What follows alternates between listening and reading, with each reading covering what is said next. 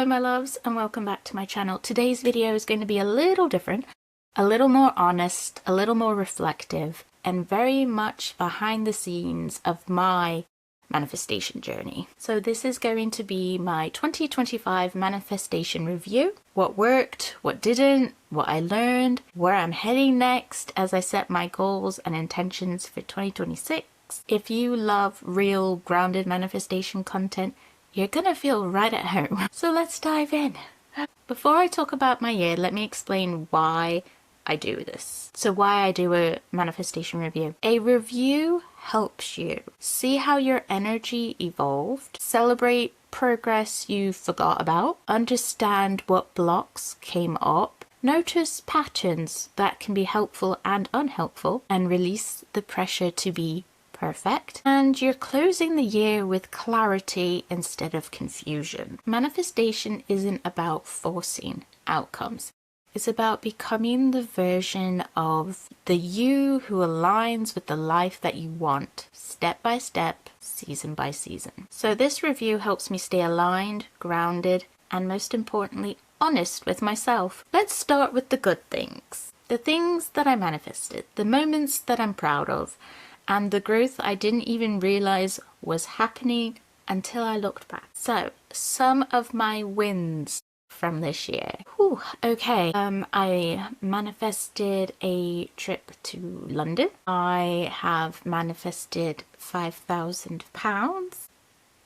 Went to events with one of my dearest friends. It was her hen do and her wedding.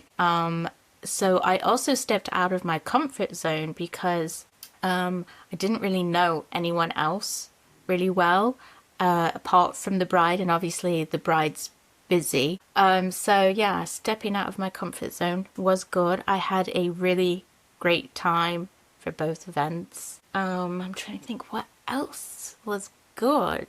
I have new hobbies now. I've tried new hobbies, which I didn't think I'd be into, but I am. So yeah, it's been pretty good. I've had to work a little bit more on my health, take my health more seriously. Nothing really scary or urgent or anything like that, but sort of like, I think it's time you take it more seriously to prevent it becoming an issue later on. So that was good, I suppose. I created my website. I'll leave a link down below. I've done 3 seasons on my podcast. I've been on 12 solo dates. I've been quite impressed with that.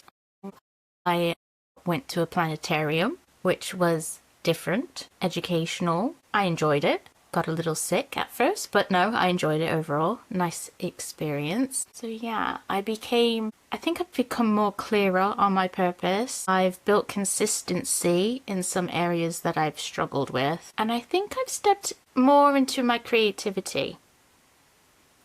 Yeah, so overall, not a bad year. But what was really good is that most of these wins weren't really big events. They were more small shifts. I mean, some were quite big, but not like huge. But they were big for me. That's why manifestation feels subtle until suddenly it's not. So yeah. So let's talk about the things I didn't manifest this year. I would say there's quite a few. If something didn't happen for you this year, it does not mean that you have failed, or that you didn't try hard enough, or that you weren't aligned, or that you're not worthy. Sometimes goals take time, and that's okay. Sometimes the timing isn't right, and sometimes you realize that the goal you thought you wanted, you didn't actually want. And this is the universe redirecting you. And sometimes we're just not quite there yet. We've not become the version that can hold the thing that you're asking for. You're just not there yet. And that's okay. So in my case, I did not manifest a trip to Iceland.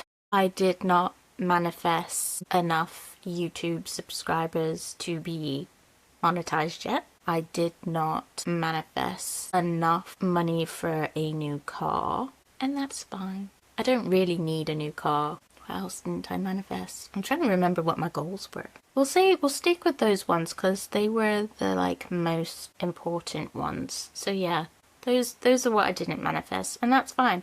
Some goals evolved, some desires no longer felt aligned, And some things just need more time, and that's okay. I'm all right with that. I'm not in a rush. Manifestation is not a race. It is a relationship with yourself. So I'm obviously not quite there yet. This year has been a growth-filled year though, and there are some big lessons that I'm taking into next year. Not all is lost. I've learnt that consistency matters more than intensity. My environment does shape my energy. Small habits can create long-term realities. You cannot manifest if you're burnt out, and letting go creates space for alignment. And this is a big one that I've learned this year. You are allowed to change your goals, and you can do it next week, in a month, December 31st, whenever it is, you can change your goals. So ask yourself, what did 2025 teach you about who you are becoming? Because the lesson is just as important as the manifestation, if not more so. Okay, now let's look forward, not with pressure or perfectionism, but with clarity. So here are my goals and intentions for 2026. First, how do I want to feel? Before I set goals, I choose feelings. So my core feelings for 2026 are abundance, joyful, grounded, growth, alignment. I think these will guide every decision that I make next year. So my aligned intentions for 2026 are creating from alignment, not pressure. Saying yes to opportunities that excite me. Prioritizing rest and balance. And I also want to expand my creative expression. So those are my intentions. My specific manifestation goals. These are the things that I'm actively calling in. So I want to be monetized on YouTube. I want to possibly go back to London again. I really enjoyed it. I want to take more trips, definitely. I want to attend more cultural events. Like when I went to London, I went to the museum and I went to the theatre, and I really love those things. So maybe not necessarily doing it again in London, but maybe somewhere closer to home. I want to improve my podcast. I'm going into season 4, so I want to improve my podcast. I want to continue my blog. I haven't quite found the right evening routine, I don't think. So I want to work on my evening routine. I want to be more abundant, like have a more abundant mindset instead of a scarcity one, because I feel like I'm still not 100% abundant with my mindset yet. So I want to work on that, and would like to just work on my energy a bit more. So yeah, those are my 2026 goals. I want to approach them with softness and clarity, not just hustle. But yeah, intentions are beautiful. So here's how I plan to manifest my 2026 goal. Creating small daily habits, staying consistent without pressure, visualizing my future self weekly, because daily I struggle with, but weekly I can do. My monthly reflections, letting go of misaligned commitments, staying open to opportunities that I didn't plan, and taking aligned actions. Your manifestation practices don't have to be dramatic, they just have to be consistent. So that is my review and intention setting. Here are your action steps. I want you to write your manifestation review. The wins, the misses, the lessons, the growth that you've had. Then I'd like you to choose 3 core feelings for 2026. Write 5 aligned intentions for the new year. Visualize your 2026 self for at least 2 minutes. Comment down below one thing that you are going to be manifesting for 2026. I'd love to hear from you.